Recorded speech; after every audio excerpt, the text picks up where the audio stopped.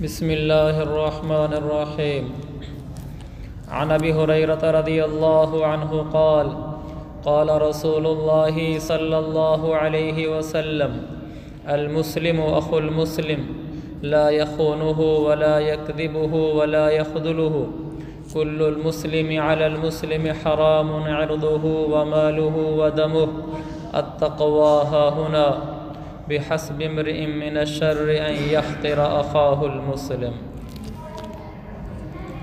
حضرت ابو ہریرہ رضی اللہ عنہ کہتے ہیں کہ رسول اللہ صلی اللہ علیہ وسلم نے فرمایا، مسلمان مسلمان کا بھائی ہے،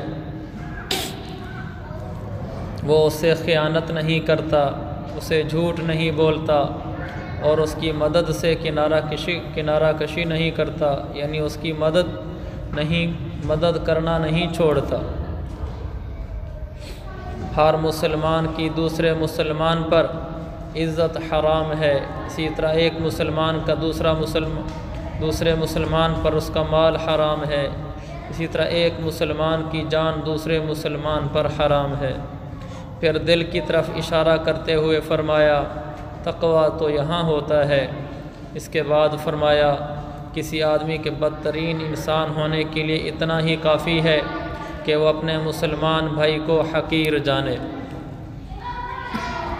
میرے عزیز بھائیو، ان تھوڑی سی باتوں میں رسول پاک صلی اللہ تبارک و تعالی علیہ وسلم نے چند اہم باتیں فرمائیں جن سے انسانیت کو صحیح زندگی گزارنا آتا ہے۔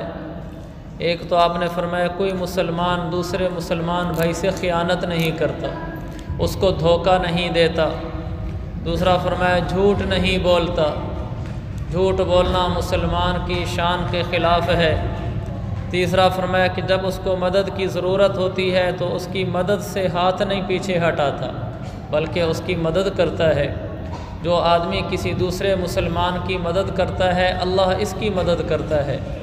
حدیث میں آتا ہے، من کان فی حاجت اخیہ کان اللہ فی حاجتہ، جو آدمی اپنے مسلمان بھائی کی ضرورت پوری کرتا ہے، اللہ اس کی ضرورت پوری کرتا ہے۔ پھر فرمایا، ایک مسلمان کی عزت دوسرے مسلمان کے لیے حرام ہے، یعنی کوئی آدمی کسی مسلمان کو بے عزت نہیں کر سکتا۔ اسی طرح کوئی آدمی کسی دوسرے مسلمان بھائی کا مال اس کی دلی رضامندی کے بغیر اس سے لے نہیں سکتا۔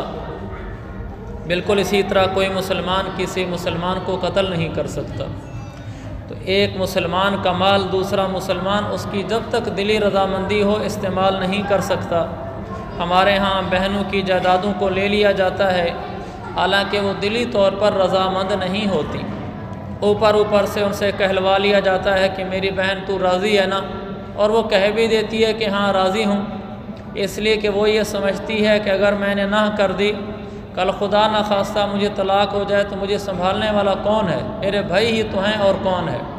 تو وہ بیچاری اس وجہ سے ہاں کر دیتی ہے، اور بھائی ہے اس کی دلی رضامندی کے بغیر اس کی جائیداد استعمال کر لیتا ہے، جو اس کے لیے بالکل حرام ہے۔ بعض دفعہ اسے انگوٹھے بھی لگوا لیتا ہے، اس سے بیان بھی جا کر دلوا لیتا ہے عدالتوں میں۔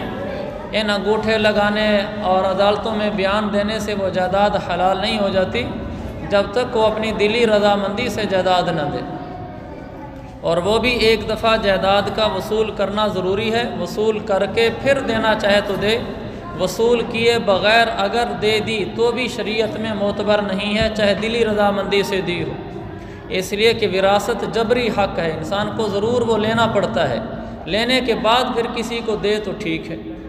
پھر فرمایا، تقویٰ یہاں ہوتا ہے، دل کے اندر تقویٰ ہے۔ کسی کے ظاہر کو دیکھ کر آپ نہیں کہہ سکتے کہ یہ آدمی متکبر ہے، یہ ریاکار ہے، یہ تو اس کے دل کی بات ہے کہ اس کے دل میں اللہ کا خوف ہے، اخلاص ہے، عاجزی ہے یا نہیں ہے۔ آخر میں فرمایا، وہ آدمی بدترین ہے جو اپنے مسلمان بھائی کو ہلکا جانتا ہے، حقیر جانتا ہے، کمتر جانتا ہے۔ کسی مسلمان بھائی کے بارے میں یہ نہیں سمجھنا چاہیے کہ یہ تو ایسا گیا گزرا آدمی ہے، میں بڑا آدمی ہوں۔ دوسرے مسلمان بھائی کو دل میں حقیر اور ہلکا سمجھنے والا اللہ کی نظر میں خود ہلکا ہوتا ہے۔ اللہ ہمیں مسلمانوں کی تعظیم اور تکریم کرنے کی توفیق عطا فرمائے، تکبر سے ہماری حفاظت فرمائے۔